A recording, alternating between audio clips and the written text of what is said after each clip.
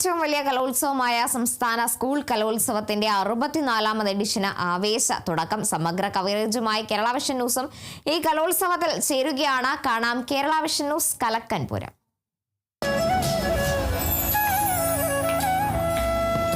കലക്കൻ പൂരം powered by future wealth group. വിശ്വാസത്തിന്റെ വളർച്ചയുടെ സ്ഥിരതയുടെ പാരമ്പര്യം. Associate sponsor Aquila Finance, the legacy of trusted service since 1995. ജൻലാക് NC thinner, മികച്ച finishing, ഉറപ്പുള്ള ഗുണമേന്മ. തിന്നറിൽ ഹേമൻ. വിസ്മയ അമ്യൂസ്മെന്റ് പാർക്ക്, പറശ്ശിനിക്കടവ്, കണ്ണൂർ. കലോത്സവത്തിന്റെ രണ്ടാം ദിനമായി ഇന്ന് അരങ്ങിലെത്തുക ഭരതനാട്യം, തിരുവാതിരകളി, ഒപ്പനയടക്കമുള്ള ഇനങ്ങളാണ്. ആദ്യ ദിനം അവസാനിച്ചപ്പോൾ പോയിന്റ് പട്ടികയിൽ ഒന്നാം നിലയിൽ കണ്ണൂരും തൊട്ടുപിറകെ കോഴിക്കോടും തൃശ്ശൂരുമാണ് ഉള്ളത്. കലോത്സവ വേദിയിൽ നിന്ന് പ്രസാദ് കാളിദാസനും രേണുക രാജേന്ദ്രനും ചേരുന്നുണ്ട്. ഇന്ന് ആവേശത്തോടെ നമ്മൾ രണ്ടാം ദിനത്തിലേക്ക് കടക്കുകയാണ്. ഇന്നലെ ഒട്ടേറെ മത്സരങ്ങളാണ് നടന്നത്. അതിന്റെ ഫലസൂചനകളടക്കം പുറത്തു വരുമ്പോൾ കണ്ണൂരാണ് മുന്നിലെന്നാണ് അറിയാൻ സാധിക്കുന്നത്. മറ്റേതെല്ലാം ജില്ലകളിലാണ് കൂടുതൽ പോയിന്റുകൾ ഉള്ളത്? ഇന്ന് എന്തെല്ലാം മത്സരങ്ങളാണ് ഉണ്ടാവുക? കാളിദാസ്. കറുത്തു ഒന്നാം ദിവസം അത് ഇന്നലെയായിരുന്നു. അത് ഗംഭീരമായിരുന്നല്ലേ? അതെ അതെ, കളർഫുൾ ആയിരുന്നു. അത്യാവശ്യം പരിപാടികളൊക്കെ ഇത്തിരി കാലതാമസമൊക്കെ പല സ്റ്റേജുകളിലൊക്കെ ഒന്നും ഉണ്ടായി. അതൊക്കെ പരിഹരിച്ച് ഇന്നലത്തെ പരിപാടികളൊക്കെ നല്ല ഗംഭീരമായിട്ട് കളർഫുള്ളായിട്ട് അതിൽ ഒട്ടുമിക്ക പരിപാടി നമ്മളും കണ്ടു. അത് മോഹിനിയാട്ടത്തിൽ തുടങ്ങി ഒപ്പനയിൽ അവസാനിച്ചൊരു കളർഫുൾ പരിപാടിയായിരുന്നു.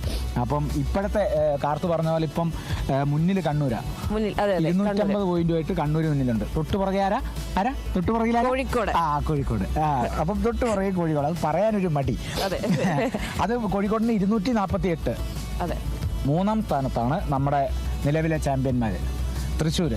246 പോയിന്റുമായിട്ട് മൂന്നാം സ്ഥാനത്തോട്ട്. അങ്ങനെ നമ്മൾ സ്കൂളുകളുടെ പട്ടിക നോക്കുമ്പോൾ പാലക്കാട് ഇന്നലെ ഗുരുകുലം BSS ഗുരുകുലത്തിന് കുറച്ച് കുട്ടികളുണ്ട്.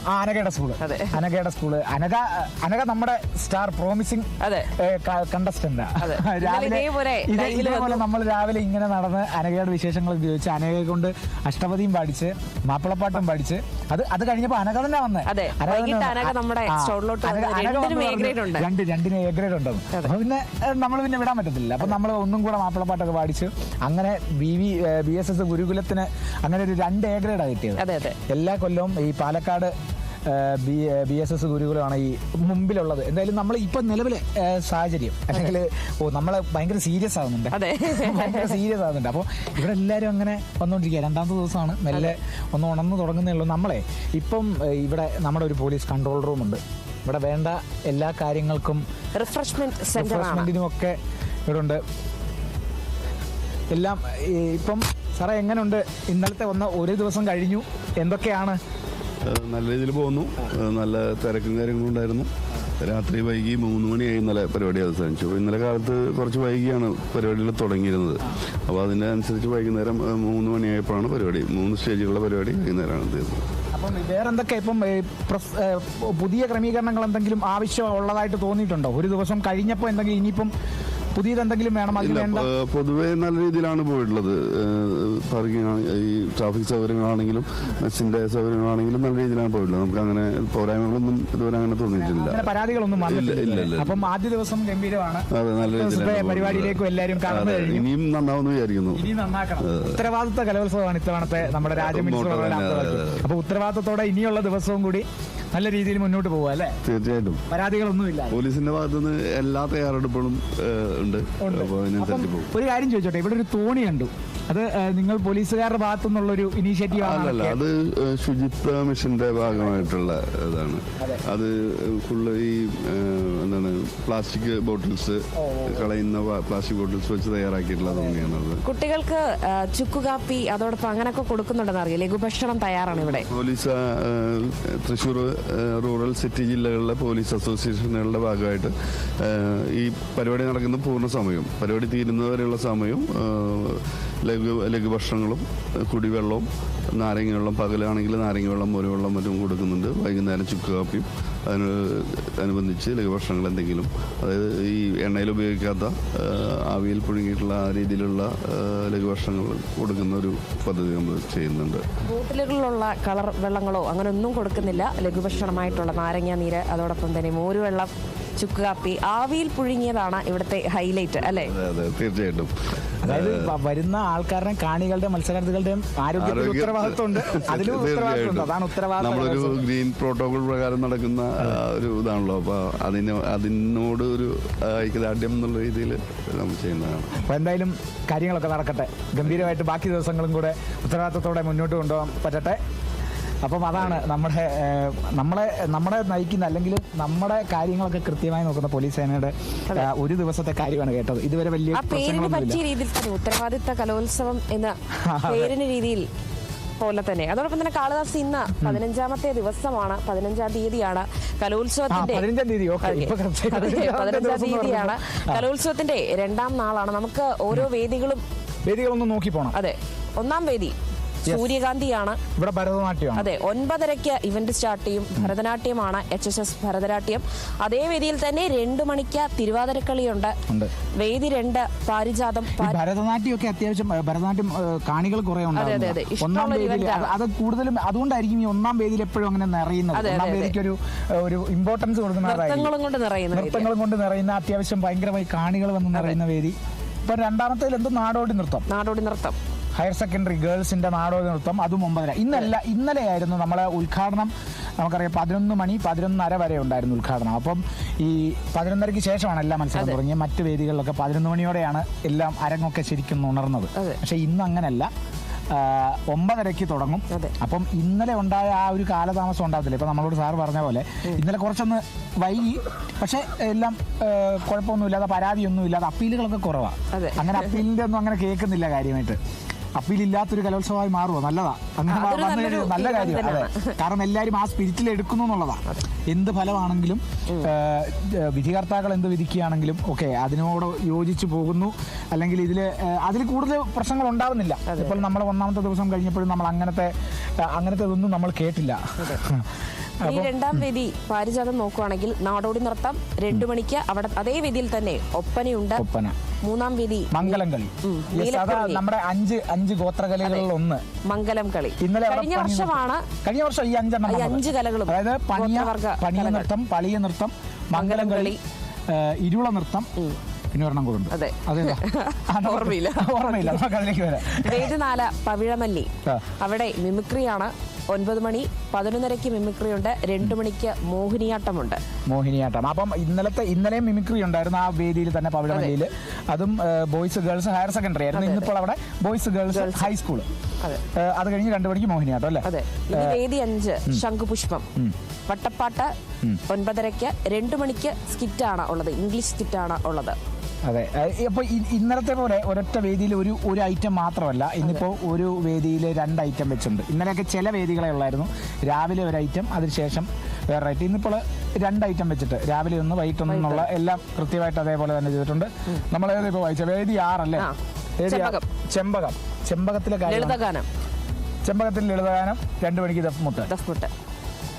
മന്ദാരത്തിലേക്ക് വരുമ്പോൾ ഇന്നലെ വേദി 7 ഇന്നലെ ഏറ്റവും കൂടുതൽ ഉണ്ടായിരുന്ന കേരള നടനായിരുന്നു. നമ്മുടെ സ്ഥലം നിറഞ്ഞു നിന്നിരുന്ന കേരള നടക്കാരായിരുന്നു. അവിടെ വേദി 7 കേരള നടന് ഹൈസ്കൂള് ഗേൾസ്.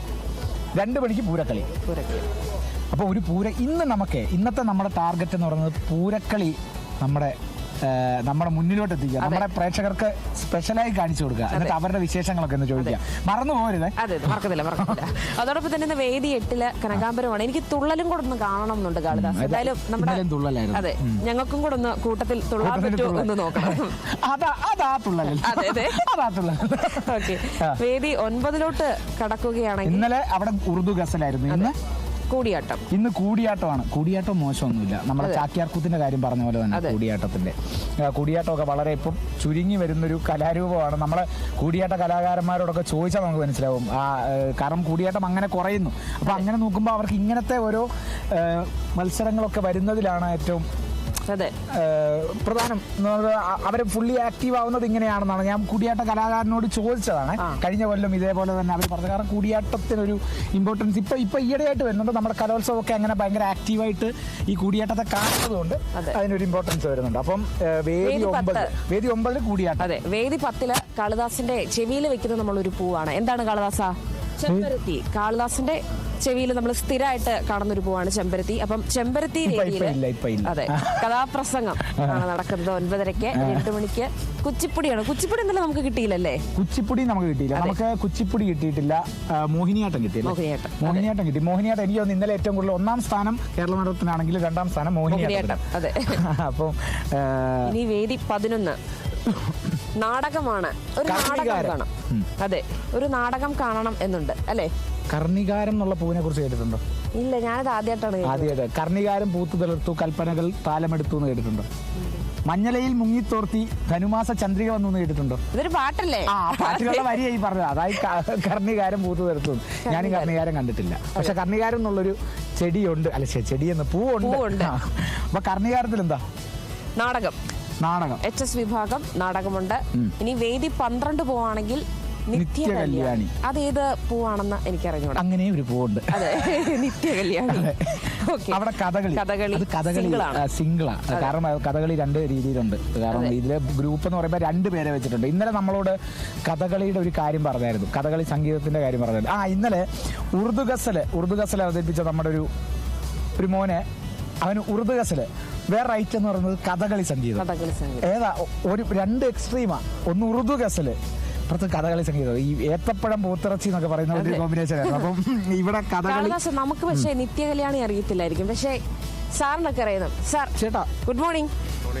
നമുക്ക് വേദികളുടെ പേരൊക്കെ ഇത്തവണ പൂക്കളാണല്ലോ. നിത്യകല്യാണി എന്ന് പറഞ്ഞൊരു പൂ കേട്ടിട്ടുണ്ടോ? ഉണ്ടല്ലോ. നമ്മുടെ വീടിന് ചുറ്റും കാണാറുണ്ട്. ഏത് കളറാണത്? അതൊരു പിങ്ക് യെല്ലോയിഷ്. അതിൽ 2-3 കളർ മിക്സ് ആണ്. വൈറ്റ് ഒക്കെ ഉണ്ട്. അത് ഞങ്ങൾക്ക് ആകെ സംശയം. ഇപ്പൊ ഇങ്ങനത്തെ ഈ ഒരു പൂക്കളുടെ പേരാണല്ലോ മൊത്തം എല്ലാ വേദിയിലൊക്കെ പോയായിരുന്നു? ഇന്ന് വരാൻ വേണ്ടിയല്ലേ? അത് ശരി. അതേപോലെ കർണികാരം എന്നുള്ള പൂവ് ഞങ്ങൾ കണ്ടിട്ടില്ല. കർണികാരം പൂത്തു തെളുത്തു, താലമെടുത്തു എന്നുള്ള ആ ഒരു ഇത് മാത്രമേ ഞങ്ങൾ കേട്ടിട്ടുള്ളൂ. കർണികാരം എന്നുള്ളൊരു പൂവ് ഉണ്ടോ? കണിപ്പൂവാവില്ലേ? കണിപ്പൂ വിഷുവിന് ഏപ്രിലൊക്കെ വരുന്ന കർണികാരം കണിപ്പൂവാണ്. അത് കിട്ടാത്തതായിരിക്കോ? അതുകൊണ്ടായിരിക്കും. അത് ഏപ്രിൽ ആകുമ്പോഴേക്കുണ്ടാവും. വിഷു വരുന്ന ഏപ്രിലാണല്ലോ. അതിനൊരു 1-2 മാസം മുൻപ് തന്നെ ധാരാളം പൂക്കൾ ഉണ്ടാവാറുണ്ട്. വീട് എവിടെ അടുത്താണോ? ചേലക്കര എന്ന് പറയും. അതെ. അപ്പൊ രാവിലെ അമ്പലത്തിലേക്ക് വന്നതാണ്. എല്ലാ ദിവസവും വരും. ഇതൊക്കെ ഒന്ന് കണ്ടിട്ട് പോകും. അപ്പൊ ഇപ്പം വടക്കുന്നാഥൻ കയറി ഇനിയിപ്പം പാറമേക്കാവ് പോയി തിരുവമ്പാടി പോകും. എല്ലാ ദിവസവും വരും അപ്പൊ അമ്പലത്തിൽ? ഇല്ല, വല്ലപ്പോഴും. അപ്പൊ ദൂരെന്നാ വരുന്നത്. 30-35 കിലോമീറ്റർ ദൂരെന്നാ വരുന്നത്. ചേലക്കര. നമ്മുടെ രാധാകൃഷ്ണൻ എംപിയുടെ സ്ഥലമാണ്. നിങ്ങളുടെയൊക്കെ സ്വന്തം ആളാ? അതെ, സ്വന്തം MP ആണ്. അപ്പം ഇനിയിപ്പം ഇന്ന് ഏതൊക്കെ പരിപാടികൾ കാണാനുള്ള എന്തെങ്കിലും പ്ലാൻ ഉണ്ടോ? സാധാരണ ഞങ്ങൾ തൃശ്ശൂർ വന്ന ഇങ്ങനത്തെ പരിപാടി കഴിഞ്ഞൊരു തിയേറ്ററിൽ പോയി ഒരു പടം കണ്ട് ഉച്ചയൂണും കഴിഞ്ഞ് വൈകുന്നേരത്തേക്ക് വീട്ടിലേക്ക് എത്താറുള്ളൂ. കാരണം ഇപ്പൊ ഞങ്ങൾ 2 പേര് മാത്രമല്ലോ. കുട്ടികളുടെ സമയത്ത് പഠിക്കുന്ന സമയത്ത് അതിനൊന്നും പറ്റില്ല. കുട്ടികളൊക്കെ ജോലിയായിട്ട് ഓരോ സ്ഥലത്തായി. അപ്പം ചേട്ടൻ ഇപ്പൊ റിട്ടയർമെന്റ് ലൈഫ് അടിച്ചു പൊളിക്കുകയാണ്. ഇങ്ങനെ ഒരു വാക്ക് കേട്ടപ്പോൾ എനിക്ക് സന്തോഷമായി. കാരണം ഞങ്ങൾ രാവിലെ ഞങ്ങളുടേതായിട്ടുള്ള സമയങ്ങൾ കണ്ടെത്തുന്നു എന്ന് പറയുന്നത് വളരെ ചുരുക്കം പേരാണ്. കാരണം പഠിക്കുന്ന സമയത്ത് ജോലി ചെയ്യുന്ന സമയത്ത് ഇതിനൊന്നും പറ്റില്ലല്ലോ. ഇപ്പൊ നമ്മള് കംപ്ലീറ്റ്ലി ഫ്രീ ആണ്. ഫുള്ളി ഫ്രീ ആണ്. ഞങ്ങൾക്കും പറ്റുന്നില്ല. ഞങ്ങളുടെ പ്രായം ഇങ്ങനെയാണല്ലോ. സമയമുണ്ട്. ഈ പ്രായമൊക്കെ കഴിഞ്ഞാൽ 7 മണിക്ക് ജോലിക്ക് പോകും. തിരിച്ചു വരുമ്പോഴേക്ക് 7 മണി 8 മണിയാവും. ഒന്നിനും സമയം കിട്ടത്തില്ല. അങ്ങനെ ഒരു വലിയൊരു അനുഭവ സമ്പത്തുണ്ടല്ലോ അല്ലേ? അപ്പൊ ഏതെങ്കിലും പ്രത്യേക മത്സരം കാണണം ആഗ്രഹമുണ്ടോ? അല്ല, ഞാൻ എല്ലാത്തിലും അങ്ങനെ പങ്കെടുത്തിട്ടൊന്നുമില്ല. ഇങ്ങനെ വരും, കാണും, എൻജോയ് ചെയ്യും, പോകും എന്നല്ലാതെ. അമ്മ പങ്കെടുത്തിട്ടുണ്ടോ? ഇല്ല. കേരളവർമ്മയിലൊക്കെ പഠിച്ചിട്ടുണ്ടായിരുന്നത്. നല്ല എക്സ്പീരിയൻസ്. അപ്പം എന്തായാലും കലോത്സവം ഗംഭീരമാക്കണം. അതെ, തൃശ്ശൂരിന് തന്നെ കപ്പ് കിട്ടുമെന്നാണ് രാജ മിനിസ്റ്റർ പ്രതീക്ഷിക്കുന്നു. കപ്പ് കിട്ടട്ടെ അല്ലേ? വടക്കുന്നാഥിന്റെ മണ്ണിൽ തന്നെ ആ കപ്പ് ഒരു കൊല്ലം കൂടി ഇരിക്കട്ടെ. അതെ. താങ്ക് യു ചേട്ടാ. അപ്പം ചേട്ടന്റെ വിശേഷങ്ങൾ നിത്യകല്യാണി എന്നുള്ള പൂവുണ്ട്. അതെ, പൂവുണ്ട്.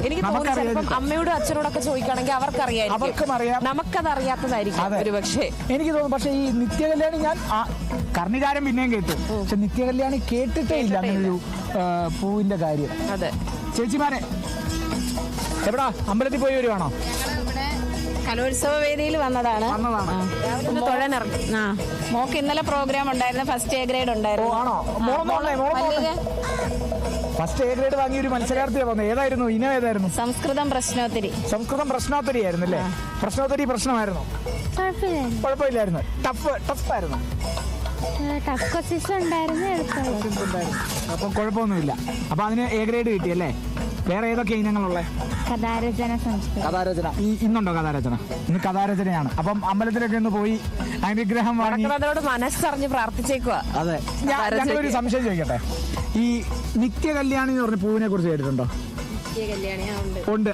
ഇപ്പോഴും കാണാറുണ്ടോ? ഞങ്ങൾ അങ്ങനെ കണ്ടിട്ടില്ല നിത്യകല്യാണി. ഞങ്ങൾ ഇന്നാ കേൾക്കുന്നത് അങ്ങനെ ഒരു പൂവിന്റെ പേര്. ഇതിലൊരു വേദിയുടെ പേര് കണ്ടപ്പോഴാ നിത്യകല്യാണി. എന്നും അതില് ഇങ്ങനെ പൂ ഉണ്ടാവും. കളർ അതിന് വെള്ള ആണല്ലേ? ശരി.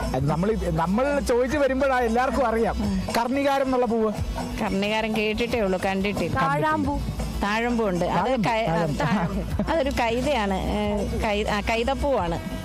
ആൺകൈതയിലുള്ള പൂവാണ് അത്. അത് ശരി.